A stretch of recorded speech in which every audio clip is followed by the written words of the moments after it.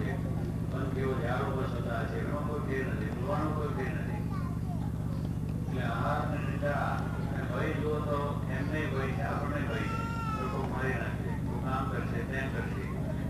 એટલે એ બધી વસ્તુ એક જ છે. વિષય ભોગની અંદર કોઈ ફેર નથી. ત્યારે મનુષ્યમાં તફાવત શું પડે? મનુષ્યની અંદર એક ધર્મ તત્વ વિશેષ છે અને એ એના જીવનમાં જો આવે તો એ મનુષ્ય એ માણસ કહી શકાય. અને એ પ્રમાણેની શોભા છે. શરીરથી શોભા નથી, બાહ્ય આડંબરથી કોઈ આપણી શોભાઓ નથી. શોભા આપણા ધર્મથી છે. આપણું આપણા અંદર ધર્મનું આચરણ થાય તો એ થાય તો એ ધર્મની દ્રઢતા એ આપણને કરાવે કોણ કે એવા સંતો. જયારે મોટા પુરુષ મળે ત્યારે સૌના ધર્મ મળે. આપણા ધર્મનું આચરણ કરાવનાર નહીં તો આપણે પશુ સમાન આપણું જીવન છે. ખાવું પીવું સવાર ઉઠાય ત્યારે સ્વામી કહે છે આપણે સવાર ઉઠીને પહેલા ભગવાનનું સ્મરણ કરવું અને પછી આપણે કરવું. તો સવાર ઉઠ્યા ત્યાંથી ખાવાના વિચાર આપણે આવે. ચા બરોબર તૈયાર કરજો. પણ ચાને તો શું કરે છે? આપણે પહેલા નામ ભગવાન યાદ કરો પછી એ બધી વસ્તુ ખાવાની છે. આપણે જ્ઞાન નથી. આપણે શરીરને ખોરાક પણ જોઈએ છે, કપડાં પણ જોઈએ છે, મકાન પણ જોઈએ છે અને આપણે નોકરી ધંધો વ્યવસાય બધું જ કરવાનું. એ ભગવાને આપણને આવું સુંદર શરીર આપ્યું છે જેના આપણા પર મહાન ઉપકાર છે. જેના આપણે પ્રકાશ આ કેટલી બધી સુંદર વસ્તુ ભગવાને આપી છે. એ માટે આપણે લાખો રૂપિયા ખર્ચવા પડે. એ લાઈફ માટે આપણે ઇલેક્ટ્રિક બિલ ભરવા પડે છે. ભગવાને સૂર્યનો પ્રકાશ આપ્યો છે. હવે એની અંદર આપણે બિલ આપીએ છીએ. ભગવાનને આપણે ક્યાંય બિલ નથી આપતા. ભગવાન આપણને ફ્રી ઓફ લાઈટ બધું આપ્યું છે. ચંદ્રનો સૂર્યનો પ્રકાશ તૈયાર છે. ત્યારે આ બધી વસ્તુ ભગવાને કેટલી સુંદર આપી છે. અવાજ તમારે જોઈએ છે. આપણે બધાને અવાજ જોઈએ છે. ઓક્સિજન હવા વગર આપણે રહી ન શકીએ. જેમાં દવાખાનામાં આપણે કોઈ પૈસા લે છે તો ભગવાન એની અંદર ઓટોમેટિક વર્ષો સુધી આપણે લઈ કરીએ એનું બિલ આપણી પાસે આવતું નથી. આ ભગવાનના ઉપકાર આપણી ઉપર છે પણ બધા ભગવાનને ભૂલી જઈએ અને ભગવાને આપેલા નિયમો જે ધર્મ છે એને પણ ભૂલી જઈએ અને આપણે આપણી રીતે જીવન જીવીએ છીએ. એમાંથી આપણે દુઃખી અને મુશ્કેલી થાય. ત્યારે કહેવાનું શું પાણી છે એ પણ ભગવાન કેટલું વરસાવે અને એ પાણીથી આપણે આપણું જીવન ટકાવી રાખીએ. અને પાણીની પ્રકાશ આ બધી વસ્તુઓને આપણી ખૂબ ખૂબ જરૂર છે. હવાની પણ આપણે એટલી બધી જરૂર છે અને એ બધી જરૂરિયાત ભગવાન એની મેસેજ આપણને આપે અને એ રીતે આ ભગવાને આપણને મનુષ્ય અવતાર આપ્યો. એની સાથે આપણને આવી સુખ સગવડો પણ આપી છે કે તમારે માટે બધી વસ્તુ જોઈએ. હવા જોઈએ, પાણી જોઈએ, પ્રકાશ જોઈએ, ફલાણું બધી વસ્તુ માટે આપણને આપી. આજે આપણે આ પ્રમાણે આપણો ભગવાનનો ઉપકાર માનીને જો આપણું કાર્ય કરીએ અને ભગવાને આપેલા નિયમ આજે આપણે જે રોટરી એટલે આપણે જે સરકારી જે કાયદાઓ છે હવે માણસે બનાવેલા કાયદાઓ છે એનું પણ પાલન જો આપણે ન કરીએ તો આપણે દુઃખી થઈએ. સરકારના કાયદાનું ઉલ્લંઘન કરો તો તમને દંડ થાય, શિક્ષા થાય, જેલ થાય, આ બધી વસ્તુ થાય. કારણ કે એ પણ એક કાયદા છે. કાયદા પ્રમાણે આપણે ચાલવું જોઈએ. ન ચાલીએ તેમાં આપણે મુશ્કેલી જરૂર આવે છે. તો એક માણસે બનાવેલા કાયદાને પણ જો આપણે ઉલ્લંઘન કરીએ તો એમાંથી પણ આપણે દુઃખ ને મુશ્કેલી આવે છે. એ ટ્રાફિકના નિયમ છે. ટ્રાફિકના નિયમ પ્રમાણે ન ચાલીએ એક્સિડન્ટ થાય કે ન થાય. એવું તો બહુ હોશિયાર માણસ છું. મને કઈ વાંધો ના આવે. હું આ બાજુ જમણી બાજુ, ડાબી બાજુ, જમણી બાજુ ને આ ચાલે ડાબી બાજુ છે અને જમણી બાજુની આપણે જે વસ્તુ છે ટ્રાફિકની અંદર પણ લાલ લાઈટ હોય કદાચ દેશમાં નીકળી જવું એમાં પણ મુશ્કેલી થાય. ઊભું રહેવું પડે. ત્યારે રેડ વસ્તુ છે એ ભયંકર વસ્તુ છે. લાલ વસ્તુ છે એ ભયંકર બતાવે છે. આમાં જો તમે ગયા તો ગયા પછી ખલાસ. ત્યારે કહેવાનું શું છે કે આ બધા નિયમો છે એની અંદર ઉભા રહેવું જોઈએ. એ પ્રમાણે આપણે સ્ટાઇલ પ્રમાણે ચાલવું જોઈએ. આપણે એ બધા નિયમોનું જો પાલન ન કરીએ તો એમાં પણ આપણે મુશ્કેલીઓ થાય છે, એક્સિડન્ટો થાય છે. તો એ પાળવાથી પણ જો આપણને શું થતું હોય તો ભગવાનના નિયમો જેથી વિશેષ અને કાયમના છે, અપર છે. એ નિયમો કાયમ માટેના ગયેલા છે. શાશ્વત નિયમો છે. એ નિયમોને કોઈ ફેરફાર કરી શકે નહીં અને એ નિયમો દરેક મનુષ્ય, દરેક ધર્મના મનુષ્યોએ પાળવા જોઈએ તો એને સુખ શાંતિ રહે અને સમાજમાં પણ શાંતિ રહે. દરેક મનુષ્ય પોતાના નિયમ પ્રમાણે જો ચાલે તો એનાથી બહુ શાંતિ થઈ જાય. માણસે પોતાનું જીવન નિયમ પ્રમાણે થવું જોઈએ. દરેક માણસ જો પોતે નિયમ પ્રમાણે પોતે કાર્ય કરે તેનો સારી રીતે આગળ વિકાસ થઈ શકે. પણ નિયમ જ ના હોય. માણસના જીવનમાં કોઈ નિયમ હોય, ખાવાનો, પીવાનો, રોડ કરવાનો, કામકાજ કરવાનો, વેપાર ધંધાનો, નોકરીનો કોઈ નિયમ જ ના હોય તો એનાથી કોઈ કાર્ય થાય નહીં. દરેક માણસને પોતાનું નિયમિત જીવન હોય તો એ માણસ આગળ વધી શકે. આપણે જેમ છોડ વાવીએ છીએ એને ફળ એનું લેવું છે તો નિયમિત એને ખાતર પાણી આપવું પડે છે. એનો ખ્યાલ નિયમિત રીતે રાખવો પડે પ્રમાણે ના આપો તો ધ્યાન નકામું થઈએ. ખેતરમાં અનાજ વાપા ખેતી બધું ખેડૂત લોકો કરે છે, એને પણ નિયમિત રીતે આપણે કેવું ખેડ ખાતર પાણી કરવું પડે. એમાંથી આપણે મોલ લાવીએ છીએ, એમાંથી કે ઉત્પન્ન આપણે લઈ શકીએ છીએ, પણ ખેડ ખાતર પાણી ન કરીએ નિયમિત પ્રમાણે તો પછી કશું જ ઘરમાં ના આવે. મહેનત માથે જ પડે અને એનાથી આપણે નુકસાન થાય છે. વેપારી છે, જો વેપાર બરોબર રીતે નિયમિત રીતે ન કરે, ધ્યાનપૂર્વક તેને વેપાર ન ચાલે, એ વેપારમાં એને ખોટ જ જાય. કારણ કે એને પણ પોતે દુકાન પર નિયમિત ઉભરવી પડે, ગ્રાહક આવીને માલ વ્યવસ્થિત એની વાત કરવી જોઈએ, એના માલની કિંમત બીજું ત્રીજું સમજવા, બધું જો નિયમિત રીતે હોય તો એનો ધંધો બહુ સારી રીતે ચાલે. છોકરો વિદ્યાર્થી ભણવા માટે સ્કૂલમાં જાય, એ પણ જો નિયમિત સ્કૂલમાં બરોબર વ્યવસ્થિત જાય તો એનો અભ્યાસ સારામાં સારો થાય. પણ નિયમિત ના જતા હોય, આજે ઘણા છોકરાનું જીવન આપણે જોઈએ છીએ કે બસ ત્યાં જઈને સ્કૂલમાં કંઈક ક્લાસ ભરે પણ નહીં અને પછી ફરે અરે 5 છોકરાઓ સાથે આ નાટક ને સિનેમા પછી ડ્રગ ને બધા ખાવું પીવું ભૂસું અહીંયા કંઈક ક્લિયર કરે. બાપના પૈસા જાય, એની મહેનત જાય, અરે સમય નકામો જાય અને અભ્યાસ થતો નથી. પછી જયારે પેપર આવે ત્યારે પછી ધમાલ કરે, બહુ અઘરું પેપર આવ્યું, કારણ વાંચ્યું જ નથી, નિયમિત પોતે અભ્યાસ કર્યો નથી, નિયમિત વાંચન કર્યો નથી, ક્લાસ ભર્યો નથી, પછી પેપર અઘરું લાગે કે ના લાગે. પણ જો નિયમિત વાંચન કર્યું, અભ્યાસ કર્યો હોય, ક્લાસ ભર્યો હોય, વ્યવસ્થિત પોતાનું આખું વાંચન ને સ્ટડી કર્યો હોય તો પછી ગમે એટલું પેપર અઘરું હોય આવે એની સાથે ફટફટાટ લખાઈ જાય. પણ નિયમિત અભ્યાસ નથી એટલે આ દુઃખનું કારણ બને છે, ધમાલનું કારણ બને છે. અને પછી કંઈક પેપર અઘરું છે, પેપર તો કંઈ અઘરું નથી, આપણે પોતે આ પ્રમાણે અભ્યાસ કર્યો નથી, માટે આપણે આ દુઃખનું કારણ બને છે. એમ કહેવાનું શું કે નિયમિત વસ્તુ નથી થવાથી એટલી બધી અનિયમિતતા થવાથી માણસના જીવનમાં મુશ્કેલી ઉભી થાય છે. એટલે એ પ્રમાણે ઓફિસર પણ જો ટાઈમસર ઓફિસમાં જાય તો ઓફિસનું કામ થાય, પણ પછી તો ફાઇલો ચડતી જ જાય. ઓફિસમાં નિયમિત ના જાય તો ફાઇલો ચડે તો જે એની માટે માણસો ધક્કા ખાયા જ ચડે. એટલે દરેક માણસનો નિયમિત રીતે પોતાનું કામ કરે તો એનાથી ઘણો લાભ થાય, ઘણો ફાયદો પણ થાય છે. એવી રીતે આ એક ભગવાને આપેલા નિયમો પ્રમાણે પણ આપણું જીવન હોવું જોઈએ. અને એ રીતે જો આપણે બરોબર રીતે સવારે ઉઠવાનો, પછી એ પ્રમાણે પ્રાર્થનાનો, આપણે પૂજાનો, દેવ દર્શનનો, પછી આપણો જે નોકરી ધંધો વ્યવસાય હોય એ આપણે જવાનો, અને આપણા કુટુંબિક કેટલીક આપણી જે નિયમો છે એનું પણ પાલન, આ બધી વસ્તુઓ આપણે જો કરીએ તેમાંથી બહુ મોટો લાભ થાય અને ખૂબ સારું થઈ જાય. સર કહેવાનું શું છે કે આપણે આ પ્રમાણે જીવનની અંદર ભગવાનની અંદરની શ્રદ્ધા અને આ નિયમનું જો આપણે પાલન હોય તો આપણે ખૂબ સારી રીતે આગળ વધી શકીએ. આ પ્રમાણનું શ્રદ્ધા અને નિયમનું પાલન કરવા માટે સંતોનો હંમેશા આગ્રહ રહેલો છે અને એ રીતે થાય. અને જીવ માત્ર આ વિષયને માર્ગે ચાલે છે અને એનાથી એ દુઃખી થાય છે, હેરાન થાય છે, તો એના માટે સંતો એને વાત કરી અને એનું સારું જીવન બનાવે છે. એટલે કહ્યું છે કે આ પ્રમાણે પંચ વિષય જે જીવને વર્ગ્યા છે એનાથી જીવ દુઃખી છે. દરેકને આ પંચ વિષય છે.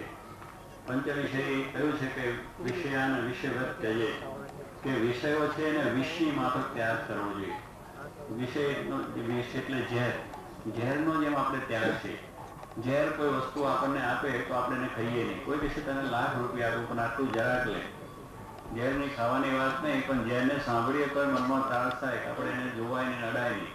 કેટલાક ઝેરને તમે જોવાથી ઝેર ચડી જાય, કેટલાકનો સ્પર્શ કરવાથી પણ ઝેર ચડી જાય, કેટલું ખાવાથી ઝેર ચડી મરી જાય. એટલે એમાં કાતિલ ઝેર હોય છે, તમે જુઓ ને તમારે ઝેર ચડી નાશ થઈ જાય. એટલે ઝેર શબ્દ જ એવો છે, આપણે નાનપણથી જન્મ્યા ત્યારથી આપણે એનો અનુભવ નથી કર્યો, ઝેરને જોયું પણ નથી, ઝેરને ખાધું પણ નથી, પણ છતાં એક શબ્દ પડી ગયો છે ઝેર એટલે મરી જ જવાય. બસ કમ્પ્લીટ મનમાં એક દ્રઢ થઈ ગયેલું છે. એટલે શાસ્ત્રોએ પણ એને વાત કરી કે વિષયો પણ એક ઝેર છે, એને તમે જો નિયમ પ્રમાણે ભોગવો તો એનું સુખ આવે અને નિયમ વિરુદ્ધ ભોગવો તો એનું દુઃખ આવે. ઝેર છે એને આપણે પાછા બીજી રીતે એને પેલું એ કરીએ છીએ અને પછી આપીએ છીએ તો એનાથી આપણો રોગ મટી જાય. ઝેર એની જ વસ્તુ છે, પણ એને બધું રીતે ડૉક્ટરો વૈદો એને કઈક રીતે એવું એ કરીને પછી આપણને આપે છે તો એનાથી એ રોગ આખો આપણો મટી જાય. એવી રીતે આ સર્કસની અંદર સિંહ ને વાઘ છે. હવે સિંહ ને વાઘ એ પણ આપણે ભયંકર છે, એનાથી આપણે દૂર રહીએ છીએ. કે આપણે થઈ જાય નાશ કરે, આપણે એટલા માટે બીએ છે, બહુ દૂર રહીએ. પણ એ સર્કસ ની અંદર પાછા એને વશ કરે છે માણસ, અને એની પાસેથી પૈસા કમાય છે. એ ખેલ બતાવીને એને તે કમાણી થઈ શકે. એટલે કહેવાનું શું કે એના જ વિષયો છે આપણે અધોગતિ કરે, આપણી અધોગતિ કરે છે, અને એ વિષયો આપણે ભોગવતા થતા ભગવાનના ધામમાં જઈએ તો આપણી સદગતિ થાય, અગર આપણે સારું કાર્ય કરી શકીએ. વસ્તુ એવી જેમ સ્વામી કહે છે કે એ માણસે ઘી બહુ જ ખાતા હતા, અને ઘી ખાવાથી એના શરીરમાં રોગ થઈ ગયો, પણ રોગ થઈ ગયો. વધારે પડતું ઘી બિચારાને ખાવાની રુચિ છે એટલે એ પ્રમાણે ખાયા જ કરે.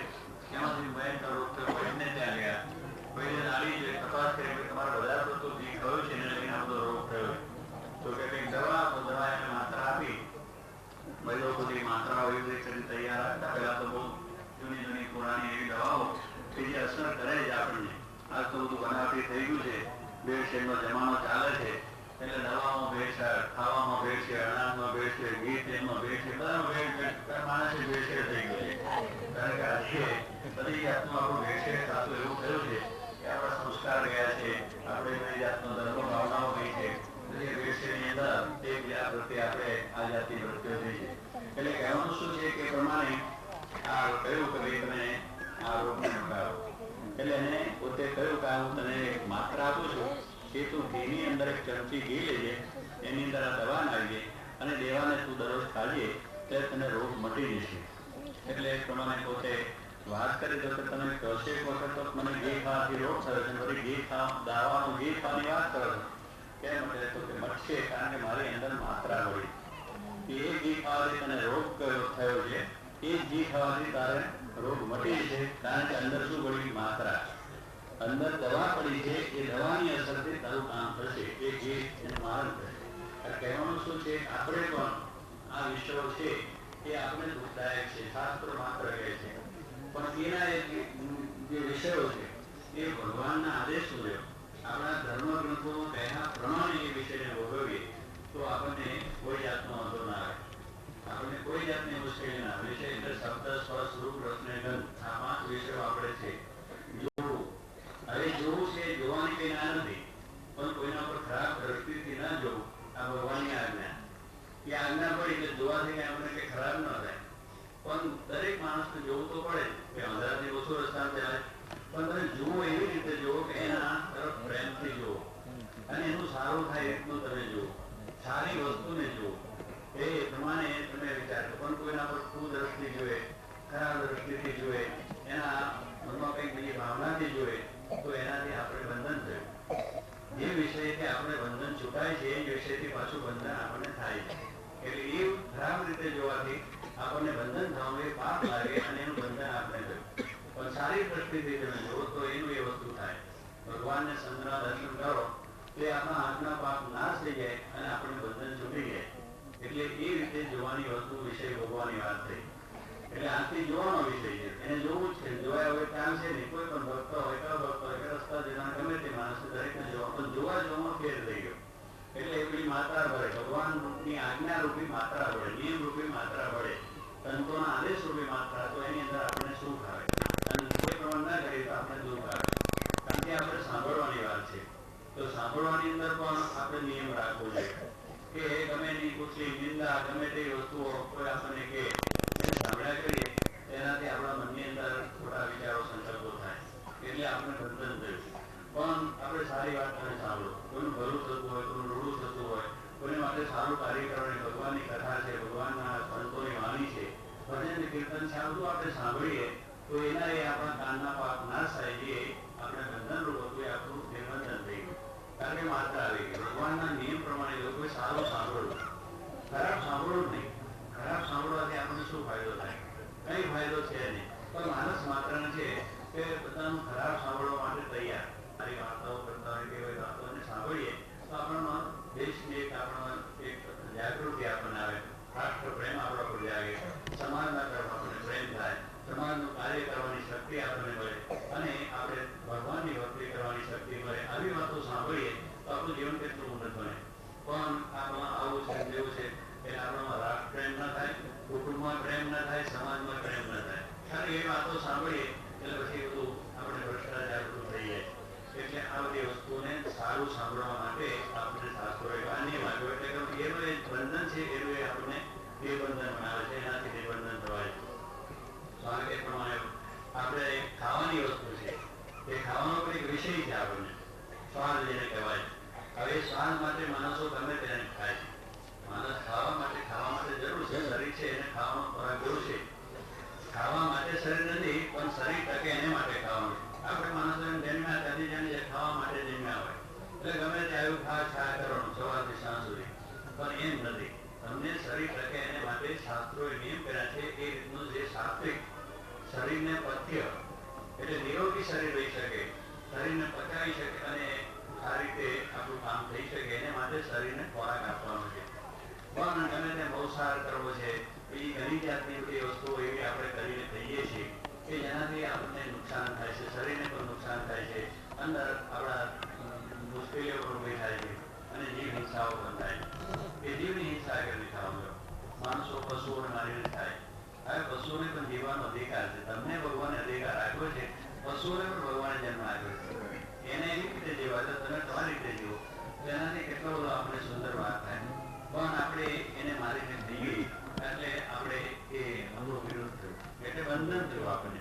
કોઈ પણ જીવની હિંસા વગર તો સંસાર મળતું નથી. હકીકત છે કોઈ પણ જીવની હિંસા. અત્યારે તો ઈંડાની પણ વાત કરે, ઈંડાની કઈ વાંધો નથી ખાવાનું, એવું પણ આપણે આજે સરકારથી બધી લાયસન્સ મળે. આપણે બધા પૈસા કમાવા માટે, પૈસા એટલે ક્યાંથી ગમે રીતે મળે, અધર્મ રીતે મળતા ખોટી રીતે મળતા પૈસાની વાત થાય. પણ એ બધાથી દુઃખી પૈસો કોઈ દાડો સુખી નહીં જ કરે. હકીકત છે. તમે આપણે એટલે શું અંડે મંડે સંડે કે શું કેવું સંડે હોય અંડે પણ અંડે એટલે ખાવા જ અંડે. છોકરા મજબૂત થાય. ભાઈ છોકરા આપણે ક્યાં પહેલા ખાતા હતા મજબૂત, અમે આટલું દાડો ખાધું નથી, આખી દુનિયા પડીએ છીએ, કોઈ વાંધો નથી આવતો. એના ખાધા વગર ચાલે. પણ માને બાપને એમ થાય મારો છોકરો તાજો ધર્મ જેવો થાય, પણ ધર્મ કરી શું કરો છો? એને ધર્મથી મજબૂત બનાવો, એને સંસ્કારથી મજબૂત બનાવો. પણ હજી છોકરાને ગમે તેમ કરીને આપણે ખાવાનું, ભાઈ છોકરાને તો નિયમ વગરનું ખાવાનું હોય એટલે ગમે એ પણ ખા કરે. એટલે માણસો આજે ઘરની અંદર પણ આ જાતનો ખોરાક લાવે છે. એ આપણો ખોરાક નથી. મત્સ્ય ઉદ્યોગ ખાવ્યા, મત્સ્ય ઉદ્યોગ ખાવા ભાઈ તમારે શું મત્સ્ય ઉદ્યોગ? ભગવાને તમને મહેનત કરો, સારી રીતે પકવો, અનાજને ખાવા પણ ના પડે. ખાવાને માટે આપ્યો છે ખોરાક. સાથે પણ કોઈ જીવની હિંસા એ આપણાથી હોઈ શકે નહીં, થઈ શકે નહીં. અને એટલા માટે એ બંધન આપણને થાય છે, પાપ થાય છે. અને પાપને લઈને આજે આપણે દુઃખી છીએ. આજે પૈસા એ રીતના ખોટી રીતે પૈસા આવે. આજે આપણામાં કેટલી ગૌનો વધ થાય. આજે એમાં કતલખાના પણ આપણા દેશની અંદર છે, જે આજ ભારતનો દેશ છે, રામની ભૂમિ છે, જન્મ કૃષ્ણની ભૂમિ છે. ગાંધીજી જેવા જે પોતે થઈ ગયા છે. આવા ભગવાન સ્વામિનારાયણ છે, જૈનના કેટલાક સંપ્રદાયો, જૈનનો સંપ્રદાય, આ બધા સંપ્રદાયો હોવા છતાં પણ કતલખાના ચાલે અને કોઈ સાંભળતું જ નથી કોઈ આ વસ્તુ.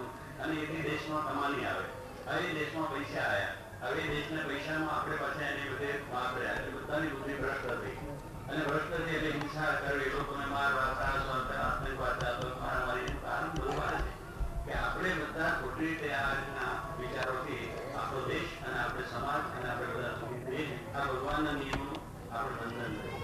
એ નિયમોનું પાલન નથી કરતા કે ભાઈ આપણે ગમે તે જીવ છે જીવવાનો અધિકાર છે. આપણે કોઈ વ્રત થયો એટલે કાપી નાખો એને એને કોઈ નથી કરતા. પણ ઢોર વિચારો આજે થયો કતલખાને મોકલી ગયો, ગાય જરા દૂધથી બંધ થઈ ગઈ કતલખાને, બળદ જરા અરે તને 20 વર્ષ ખેતી કરી છે, ગાય તને દૂધ આપ્યું છે, શું કરવા તું ત્યાં મોકલે? તારે પાલવી લે. પણ આપણે પૈસા સારું માણસ ઢોરને વેચી દે, કસાઈખાને આપીએ છીએ, બધું જાય છે. એટલે બધી રીતે એ પણ સરકારની ભૂલ છે, આપણી ભૂલ છે, બધાની ભૂલ છે કે પૈસા સારું આપણે આ રીતે કરીએ. પણ આપણે પાલવવું જોઈએ અને આપણે એને જે કંઈ કરવું જોઈએ. આ બધી વસ્તુની અંદર આપણને નિયમો છે. મારું કહેવું આપણા શાસ્ત્રો આહાર ને વિહાર શુદ્ધ કરવો કે જેથી આપણને હંમેશા સારા વિચારો આવે, સારી ભાવનાઓ થાય અને સારું કાર્ય આપણને થઈ શકે એવી વાત આપણને શાસ્ત્રોએ સમજાવી. આ બધી વસ્તુની અંદર આપણે બહુ વિચાર કરીને જો આપણે કરીએ તો થાય. એટલે કે આપણને મન છે એ બંધન છે અને જો ભગવાન કોઈ મન રહે તો એ બંધન થઈ શકાય. એટલે આ બધી વસ્તુને આપણે કઈ વિષયો છે એ વિષયો છે આપણને આમ નરકમાં લઈ જાય, અધોગતિને લઈ જાય અને શબ્દ સ્પર્શ રૂપ રસને ધન એ આપણે જો ભગવાન સમજી અને ભગવાનના નિયમ મુજબ આપણે જો કરીએ તો એનાથી આપણને ફાયદો થાય. એટલે વસ્તુ એવી છે ઘી ખાવાથી રોગ ને ઘી ખાવાથી ઘટે. એ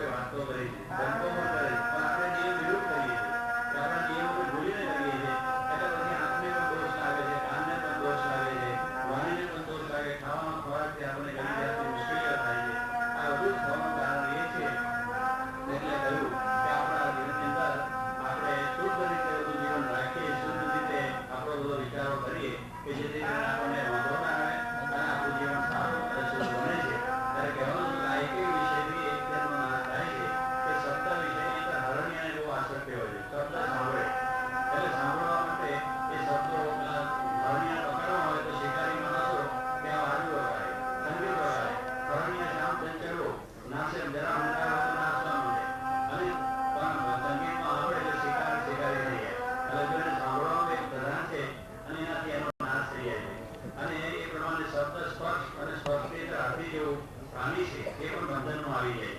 આપણે સ્પર્શ કરવાની હાથની સાથે સ્પર્શ કરવાની બહુ આસક્તિ હોય છે, તેનાથી પણ એને બંધન થઈ જાય છે. હાથી જેવું પ્રાણીને ખાડો જેવી હાથની બનાવે કાગળી, એનો સ્પર્શ કરે ખાડામાં પડે અને હાથી એ બંધનમાં આવી જાય છે. એટલે એનું પણ બંધન થઈ ગયું ને. એટલે સ્વામી કહે છે કે આ એક એક વિષય ભોગવતા એક થાય છે. શબ્દ સ્પર્શ અને રૂપની અંદર પતંગિયા, આ પતંગિયા આપણે વરસાદ બધું હોય તો પતંગિયા છે આ દીવાને જોઈ અને એટલા બધા આસક્ત હોય એ રૂપ જોવાની અંદર, લાઈટ જોવામાં, ત્યાં જઈને પડે મરી જાય.